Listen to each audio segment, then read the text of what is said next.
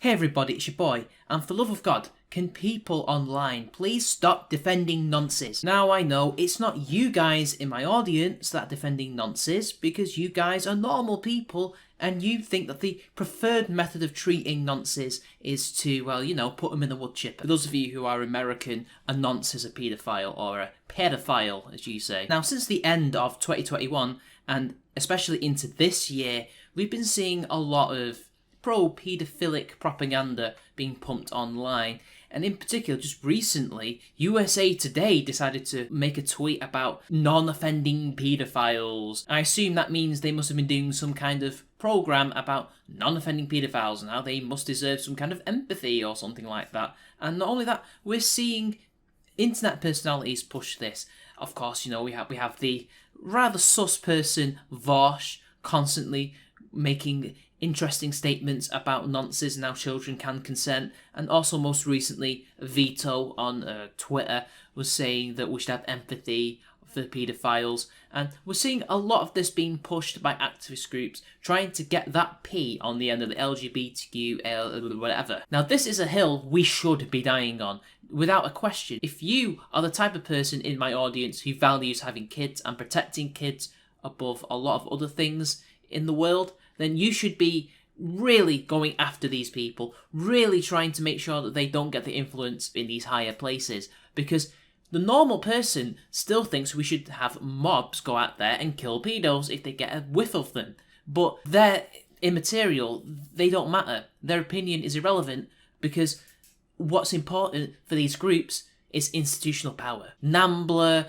minor attractive persons groups, or MAP groups for short, all these other weird activists that appear randomly out of nowhere, random left-wingers that start talking about how we should be empathetic and try and reach some understanding with pedos and protect those who are non-offending.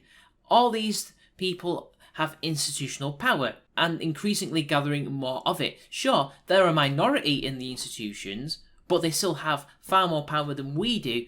How else is USA Today? And by the way, they're not the only corporation to have done this. It's been going on for years. You will occasionally see documentaries. You will see news articles. Most famously, I think Slate did an article about a minor attractive person, a non-offending paedophile, which I think they took down. This shit has been going on for far longer than just 2021/2022, because you'll be seeing a lot of people on the right saying that 2022 is going to be the year of the paedophile.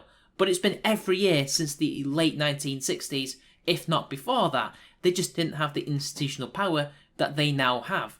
Sure, they don't dominate the institutions, but they have the right kind of people that they need to influence to get even more. And it's up to us to find a way to make sure that there's a pushback in these institutions, because believe it or not, even most left-wingers hate pedos. That's why Vosh is getting not just attacked on the right, but he's even getting attacked on the left, because nobody likes a child molester. So we need to get out of our heads that this is some new thing that's happened or just really been pushed this year and last year. No, this has been going on for a long time now, and you really need to nip it in the bud quickly, because otherwise we're going to start seeing them trying to affect law, because the first thing, to me, it seems that they're trying to do is to try and get institutional power within the media, within culture, within certain other groups that they can then influence politics. Because remember, politics is downstream from culture, and they realise, as much as we do, that to control the culture is to control the politics. If they control the culture before we do,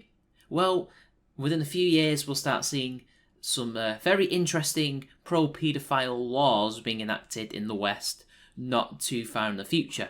But that is only the worst case scenario. Now, I do think that they won't succeed, because I think that if we do what we do and try to get our own institutional influence at play, and also try to influence those in these institutions that are a bit skeptical, shall we say, of this strategy to be against it, then we've already won, because they're in the minority in these institutions. They don't have that much power, but they have enough to influence certain idiots. Because remember, we're not dealing with necessarily a smart, coherent, super intelligent elite here. We're not dealing with people who run these corporations and NGOs that are geniuses. A lot of them are kind of stupid.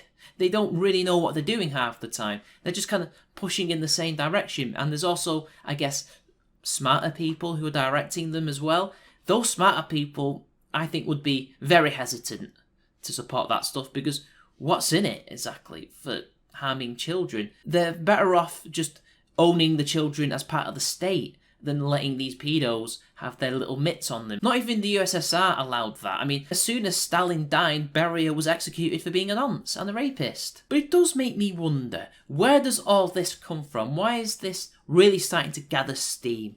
And I don't think it's a Western-born problem. Yeah, groups like NAMBLA have existed for a long time in the 70s and the 60s, and there's been other groups before them also, but they're a minority and they've largely been opposed and attacked and ridiculed and reviled. I think the last time that the West really had any kind of culture that accepted some kind of paedophilia was several thousand years ago. Sure, there were some cultural differences, they had different ideas of what age you became a man or a woman, but regardless, pederasty and things like that haven't really been a cultural thing since at least Roman times, if not Greek times, when all that ended. But where are these things still practiced in the world? Well, you only have to look a couple thousand miles to the east to see where it's being practiced now and where it's actually allowed in certain cultures. I theorise that a lot of the funding that these groups are getting comes from outside the West. I think they're getting it from places like Qatar. Think, for example, Al Jazeera. Why is it that Al Jazeera in Qatar is so conservative, yet over here it's so progressive? And also, it wouldn't surprise me that China has their grubby little mitts involved with this as well, maybe trying to demoralise our society, try to weaken us. And it makes sense on Qatar's end to do that as well, because the West, by and large, are more allied with Saudi Arabia than Qatar, although I don't know of any real tensions between our countries. Maybe there is, I don't know, I'm not that clued in on geopolitics, but it makes sense. Weaken Saudi Arabia's allies culturally, which will weaken them internally and then make them less likely to project force on the outside and harm Qatar. That weakens Saudi Arabia and weakens their influence in the Middle East and the Gulf states in general. That, to me, seems like an interesting theory. Maybe some people could do some digging on that. And again, with China, it's just weakening the West so that we're weaker than them when they're at their weakest. And they've been doing this for decades, really. It's all part of the Cold War that never really ended. Yeah, sure, Russia isn't really at play anymore, but China never went away. That's one theory anyway. There's foreign influences being used to push this stuff into the mainstream. Now, I did say earlier that it's immaterial for the masses to have an opinion in all of this.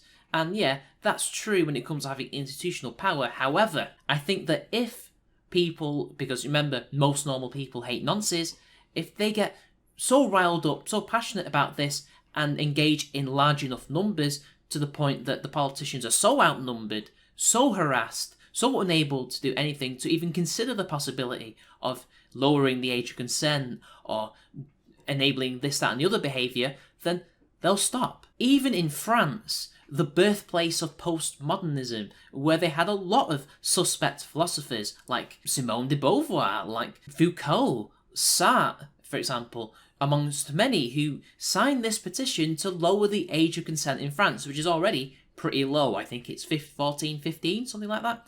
Even there, with their influence in France, they failed, because I imagine the average Frenchman was like, none.